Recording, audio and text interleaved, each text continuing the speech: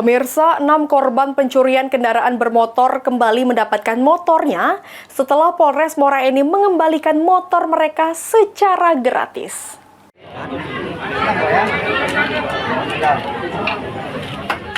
Aksi pencurian kendaraan bermotor di 12 TKP yang dilakukan oleh 2 tersangka yang diungkap polisi yakni tim Raja Wali Satreskrim Polres Muara Enim saat ini masih terus dalam proses penyidikan. Sementara itu, untuk sejumlah barang bukti yang telah diamankan oleh Polres Muara Enim dikembalikan ke korban pemilik motor. Kapolres Muara Enim AKBP Joni Eka Putra mengatakan, jika masyarakat yang merasa pemilik motor dapat datangi Polres Muara Enim untuk mengecek sepeda motor yang berhasil diamankan dengan membawa BPKB dan juga STNK motor.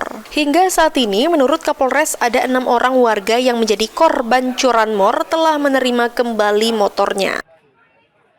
Masyarakat cukup membawa identitas kendaraan seperti STNK asli dan BPKB asli. Untuk hari ini alhamdulillah ada 6 korban masyarakat yang telah kita kembalikan kendaraannya dan itu semua dalam keadaan baik. Semua masyarakat cukup membawa surat-surat kendaraan STNK maupun BPKB asli dan untuk pengambilan dipastikan gratis, tidak ada biaya sedikit. Dalam proses pengembalian, Kapolres memastikan warga tidak dipungut biaya alias gratis. Mardiansyah, PAL TV.